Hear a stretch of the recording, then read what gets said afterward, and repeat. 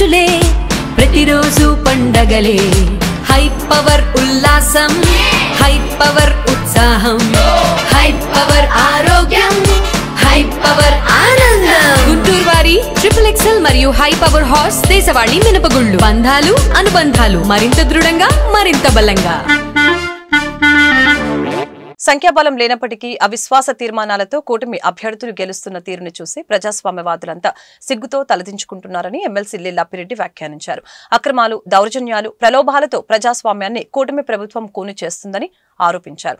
గత వైసీపీ ప్రభుత్వ హయాంలో జరిగిన స్థానిక సంస్థల ఎన్నికల్లో ఎలాంటి అక్రమాలు జరగలేదని గుర్తు చేశారు. సోమవారం ఆయన మీడియాతో మాట్లాడారు. పార్టీ ఫిరాయింపుల్ని జగన్ ఏనాడు ప్రోత్సహించలేదని చెప్పారు. ప్రజాస్వామ్య పరిరక్షణలో ఆకాశమంత ఎత్తులో జగన్ ఉంటే నేడు చంద్రబాబు పాతాళానికి పడిపోయారని ఎద్దేవా చేశారు. విశాఖ, గుంటూరు, తుని, తాడిపత్రి, మాచలలో వైసీపీకి సంపూర్ణ మద్దతు ఉందని, అయినా కూటమి ప్రభుత్వం ప్రలోభాలతో విజయాన్ని చేజిక్కించుకుందని మండిపడ్డారు. ఈ సందర్భంగా ఎల్లో మీడియాపై అప్పిరెడ్డి ధ్వజమెత్తారు.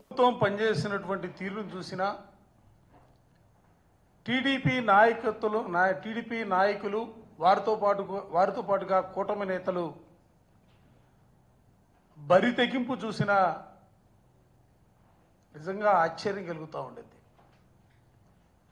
ఈ రోజే కాదు, తెలుగుదేశం పార్టీ అధికారంలో వచ్చిన నాటి నుంచి కూడా ఈ రాష్ట్రంలో ఏ ఎన్నికలు వచ్చినా కూడా ఆ ఎన్నికలకు సంబంధించి అవిశ్వాస తీర్మానాలు పెట్టడంలో కానీ,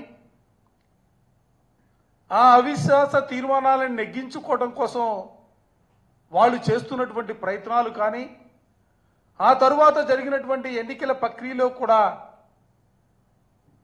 ఎక్కడా కూడా తెలుగుదేశానికి సంబంధించి కానీ కూటమికి సంబంధించి కానీ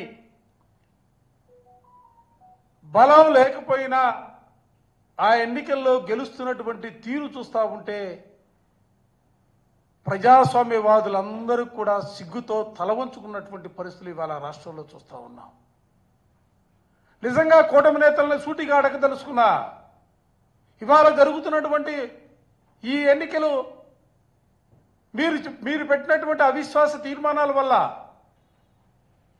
మీరు చేస్తున్నటువంటి అప్రజాస్వామిక విధానాల వల్ల ఎన్నికలు వస్తే ఆ ఎన్నికలు కూడా ఇవాళ సంవత్సరంలోపు కాలపరిమితి ఉన్నటువంటి పరిస్థితులు ఉన్నాయి.